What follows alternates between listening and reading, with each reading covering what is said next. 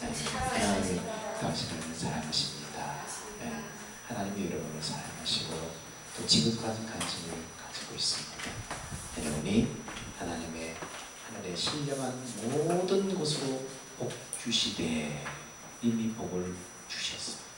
우리가 그 복을 누려야 되는데 그리스도 예수 안으로 들어가야만 그 복을 누릴 수가 있습니다.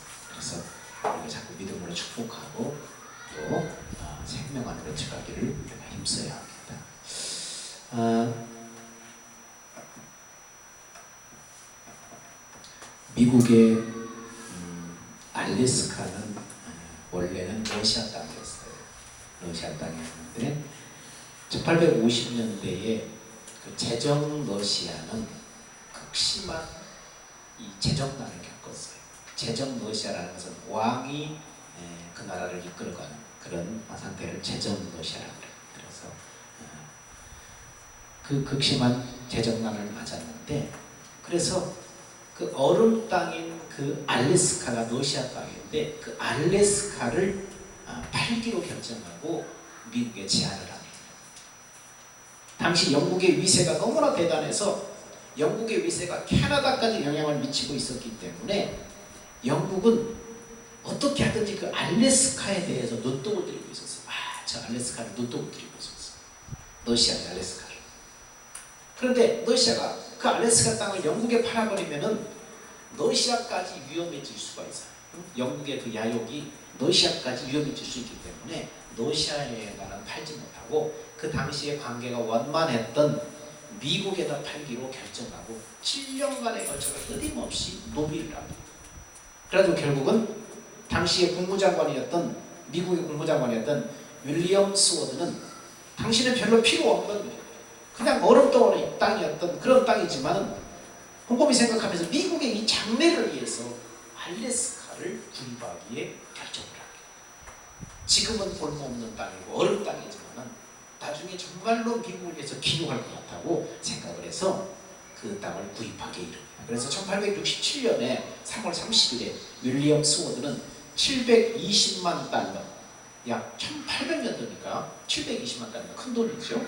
그 당시에 천원 기준으로 했을 때 약 72억, 1800년도에 72억이 엄청나게 큰 돈이에요. 그래서 우리나라 기준 약 72억, 약 720만 달러에 그 알래스카를 구입하기에 이르렀습니다.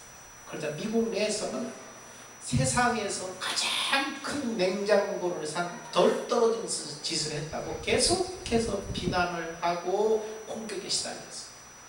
어떻게 세상에서 제일 큰 냉장고를 그 비싼 값에 샀냐고 막 여기 사람들이 그냥 아무런 쓸모없는 땅을 그렇게 샀다고 그러면서 비난 여론에 휩싸였었어요.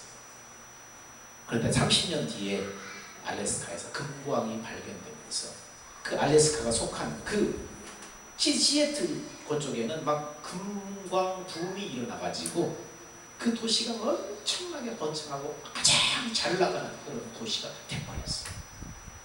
그리고 그 땅에 나중에 그 땅에 묻혀있는 석유 매장량만 약 1,000억 배럴이 지금 그 안에 그 밑에 지금 묻혀있는 거예요. 그리고는 그 알래스카의 푸른 숲과 그 호수는 정말로 돈 주고도 살 수 없는 너무나 아름다운 너무나 소중한 자산이에요. 그리고 군사적인 면에서 알래스카의 매입으로 말미암아 미국은 태평양을 자기 안방처럼 드나들면서 군사 전략을 펼칠 수 있게 됐어요. 그리고 더 나아가서는 미국의 혹시 대항할지도 모르는 러시아를 제압할 수 있는 그런 군사적으로 우위인 그런 자리를 차지하게 됐습니다. 소드 국방장관의 공로가 없었다면 러시아의 수천 개의 핵미사일이 미국을 향해서 훨씬 더 앞에 전진 배치가 되었을 것입니다. 현재보다도 아부를 내다보는 그 소드 국방장관의 결단은 미국을 강력한 국가로 세워놓을 수 있는 계기를 만들어 현재만 바라보지 않고 미래를 바라보며 투자할 수 있는 이러한 지혜가 미국의 오늘을 만들어 놨던 것입니다. 오늘 본문에 나오는 예수는 현재의 필요 때문에 미래를 준비하지 못한 사람이에요. 오늘 스와드 국방장관과 너무나 대조됩니다. 오늘 본문에 나오는 예수는 현실, 지금 당장의 현재의 필요 때문에 미래를 버리고 미래를 준비하지 못한 사람이었어요. 예수는 그래서 성경에 보니까 들사람이라 사냥을 좋아하던 자라고 기록하고 있어. 오늘날로 말하면 어떤 사람이에요? 아주 호탕하고 야성적이고 여자들이 매력을 가질 만한 그런 들사람. 그 당시에 정말로 최신 그 유행을 타는 사냥이 그 당시에는 아마 굉장히 최신 유행을 타는 그런 거. 요즘은 막 골프 하잖아요. 근데 그 당시에는 막 사냥을 좋아하는 이런 사람을 막 최고로 얘기했던 거예요. 그래서 예서는 들사람이고 사냥을 좋아하던 자였습니다. 팔방미인처럼 무엇 하나 못하던 것이 없는 현실에 충실하고 육신의 즐거움을 위해서 즐겁게 사는 그런 사람이었어요.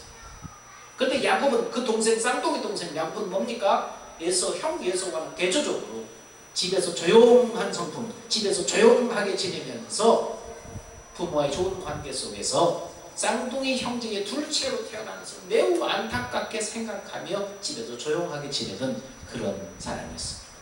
왜냐하면 그 당시에 첫째는 아버지의 유산을 모두 물려받을 수 있는 자격뿐만 아니라 아버지의 신앙을 물려받을 수 있는 자격, 다시 말해서 하나님으로부터 오는 장자의 축복권까지 물려받을 수 있었기 때문에, 그래서 이것은 눈에 보이지 않지만 엄청난 거였어요. 그게 운명을 결정지을 수 있는 그런 거였어요. 장자의 축복권이라는 것은 신앙의 어떤 유산.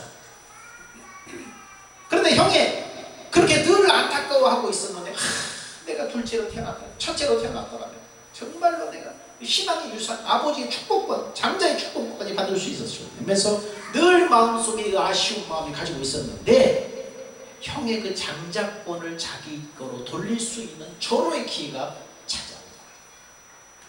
예서가 어느 날 사냥을 다니느라고 지칠 대로 지쳐가지고 기진맥진해서 지친 상태로 허기져서 집에 돌아온 것입니다. 근데 그날따라 팥죽을 맛있게 쑤어 놓고 있었는데 예서가 지쳐서 돌아와서 나 지금 배고파 죽겠으니까 팥죽 좀 달라고 애원을 합니다. 근데 야곱은 이 기회를 놓치지 않아요. 그래서 형의 장자권을 나한테 팔면은 내가 팥죽과 이 떡을 주겠다 지한다. 그러자 예서가 뭐라고 합니까? 내가 지금 배고파 다 죽게 됐는데 눈에 보이지 않는 이 장자권이 뭔 필요가 있느냐? 장자권 네가 갖고 빨리 팥죽을 나한테 달라. 그리고 장자권을 가볍게 여기고 팥죽으로 바꿔버렸어. 이렇게 해서 눈에 보이진 않지만은 예서의 장자권이 야곱의 차지가 되었으면서 그 후에 야곱은 아버지께 축복을 받을 수 있었고 하나님의 약속을 이어받을 수 있는 믿음의 계보 안에 들어갈 수 있게 된 것입니다. 여러분, 후일에 예서는 눈물로 통곡하면서 그것을 후회해요. 눈물로 통곡하면서 아버지 앞에 후회해요. 자기 아버지한테 그 장자의 축복권을, 그 축복을 이어받을 때 눈물로 통곡하며 나한테도 축복해달라고. 근데 하나님은 야곱을 보셨어요. 야곱을 들으셨어요. 야곱을 축복하셨어요. 그래서 히브리서 12장 16절 17절에 예서에 대해서 이렇게 평가하고 있어요. 자, 히브리서 12장 16절 17절 한번 찾아보겠습니다.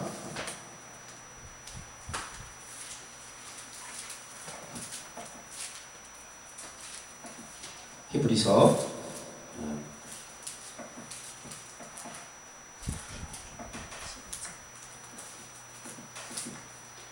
12장 16절 17절 말씀을 같이 읽습니다. 자, 같이 한번 읽어볼까요? 시작. 은혜하는 자와 호흡하는 그릇을 위하여 장자의 명분을 에서와 같이 망령된 자가 없도록 살리라. 너희가 아는 바와 같이 그가 그 후에 축복을 이어받으려고 눈물을 흘리며 구하되 버림받아 되어 특별한 기회를 얻지 못하였느니라. 아멘. 예수는 이랬다는 거예요. 너희 아는 바와 같이 그가 후에는 그 축복을 이어받으려고 눈물을 흘리며 구하되 버림받아 되어 회개할 기회를 얻지 못했느니라. 이렇게 말하고 있어요. 너희는 음행하는 자같이 한 그릇 식물을 위하여 장자의 명분을 판 에서와 같이 그렇게 하지 말라는 거예요. 한 그릇 식물을 위해서 눈에 보이지 않는다고 그 신앙의 유산, 그 장자의 명분을 가볍게 생각한 그 망령된 자라고 지금 예서를 평가하고 있어요. 무슨 말이에요? 지금 당장 얻고 지금 당장 누릴 수 있는 것 때문에 장래에 누릴 수 있는 너무나 소중한 그것을 눈에 보이지 않는다고, 지금 당장 손에 잡히지 않는다고 가볍게 여기고 경홀하게 여겨서 버려버린 어리석은 자라고 말씀하는 것입니다. 당장의 것 때문에 미래에 너무나 소중한 것을 잃어버린 거예요. 여러분, 히브리인들에게 있어서 장자의 명분은 신앙과도 같은 거예요.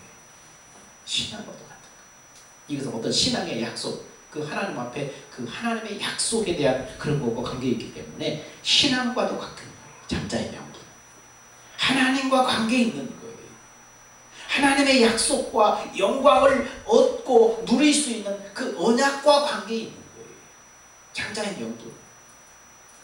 여러분, 이스라엘 땅에서 장자의 명분이 왜 그렇게 중요해요? 장자를 왜 그렇게 중요시해요? 하나님이 인류를 구원할 메시아를 이스라엘의 믿음의 그 족보를 통해서 메시아가 오는데, 그 믿음의 족보 가운데서 누구를 통해서 흘러요? 정통 그 적자, 장자를 통해서 믿음의 대가 이렇게 흘러가는 거예요. 그래서 그 믿음의 그 반열 안에 장자가 된다는 것은 그 믿음의 반열 안에 들어가는 거예요. 똑같아요. 메시아가 오는 그 믿음의 반열 안에 들어가는 거예요. 그래서 장자가 이 사람이 제대로 하나님 앞에 바른 신앙을 가지고 제대로 순리대로 가면은 장자가 그 믿음 안에, 그 믿음의 족보 안에 들어가야 돼요. 근데 야곱은 뭐 했어요? 장자가 아니었어요. 그래서 믿음의 족보 안에 들어갈 수가 없었어. 그래서 늘 안타까워했어. 그래서 에서가 믿음의 장자 안에 순서대로 하면 들어가는 거예요. 그런데 에서는 뭐예요? 보이지 않는, 눈에 보이지 않는 유산, 신앙의 유산, 그것을 가볍게 생각했다. 별거 아니라고 생각했다. 지금 뭐 당장 배고픈 것, 지금 당장 내가 배고픈 것은 내 손에 필요한 것, 이 잡히는 것이 아니기 때문에 가볍게 생각했다는 거예요. 그런데 나중에 어떻게 됐어요? 그가 눈물을 흘리며 구하되 버린 바가 되어 회개할 기회를 얻지 못했느니라, 이렇게 말을 하고 있습니다. 예서를 어떻게 평가하고 있어요? 음행하는 자와 같이. 그렇게 하는 예서를 뭐라고 표현해요? 음행하는 자와 같이. 신앙의 유산을, 하나님 앞에 있는 너무나 소중한 그 신앙의 유산을 저버리고 당장 육신에 필요한 것, 당장 내 입에 내 배고픈 것, 내 손에 잡히는 것, 이것과 바꿔버리는 것을 뭐라고 해요? 뭐라고 표현하고 있어요? 음행하는 자라고 표현하고 있어요. 그래서 16절에 음행하는 자와 같이 한 그릇 음식을 위하여 장자의 명분을 판 에서와 같이 망령된 자가 없도록 살펴라. 너희도 에서같이 그런 자가 없도록 살펴라. 육신의 음행만이 음행이 아니라 영적인 음행을, 하나님과 세상 사이에서 하나님의 것을 버리고 세상의 것을 취하기 위해서 하나님의 것을 버리는 것을 여기서는 음행하는 자라고 기록하고 있는 거예요. 하나님은 그래서 야곱을 보셨어요. 야곱을 들으셨어요. 그 신앙의 유산, 그 장자권에 대한 그 안타까움, 내가 장자로 태어났더라면 내가 신앙의 유산을 이어받을 수 있었는데, 믿음의 반열 안에 들어갈 수가 있을 텐데, 늘 안타까워하며 사모하며, 그 야곱을 하나님이 보셨다는 거예요. 들으셨다는 거예요. 그래서 야곱은 그 아비로부터 하나님의 축복을 이어받을 수 있는 복된 자가 되는 것입니다. 그러나 예서는 눈물을 흘리며 하나님의 축복을 이어받으려고 구했지만 나중에 회개할 기회를 얻지 못하고 버린 바가 되었다고 말하고 있습니다. 여러분의 신앙은 어떻습니까? 오늘 나의 신앙은 어떤가? 나의 신앙은 어떤가? 육신의 것과 하나님의 것 사이에서 그 선택의 기로에 모일 때 과연 나는 우리를 향한 하나님의 약속을 신뢰하고 믿음으로 살기 위해서 세상적인 것, 육신의 것을 포기할 수 있는가? 나를 향한 하나님의 약속을 신뢰하고 나를 향한 하나님의 뜻, 그것을 신뢰하고 믿음으로 살기 위해서 하나님과 세상 사이에 육신적인 것, 세상적인 것을 내려놓을 수 있는가? 포기할 수 있는가? 우리의 신앙은 미래를 위한 거예요. 미래에 받을 그 영원한 영광, 썩지 않고 더럽지 않고 쇠하지 않는 미래의 그 영광을, 그 영을 얻기 위해서 하나님이 이 땅에서 우리를 지금 양육하고 키우는 거예요. 우리의 신앙은 미래를 위한 건데 그 미래를 위해서 오늘을 내가 믿음으로 투자하고 있는가? 썩지 않고 더럽지 않는 쇠하지 않는 그날의 영광을 바라보면서 내 일보다도, 나의 일보다도 하나님의 일을 소중히 여기는가? 하늘의 영원한 영광을 위해서 나의 일, 육신의 일, 나의 일보다 하나님의 일을 소중히 여깁니까?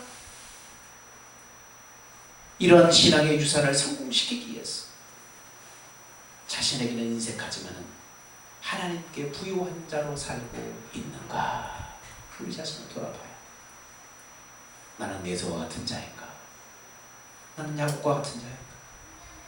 보이지 않는 하나님의 영원한 약속, 신앙의 유산, 하늘의 영원한 기업, 그 나를 성공시키기 위해서 나는 그렇게 살고 있는가를 돌아보라는 거예요. 믿음으로 살기 위해서 세상 것을 포기하고 살아가는가? 믿음으로, 오늘을 믿음으로 투자하고 있는가? 내일보다도 하나님의 일을 소중히 여기는가? 자신에겐 인색하지만, 자신에겐 검소하지만 하나님을 향해서는 아낌없이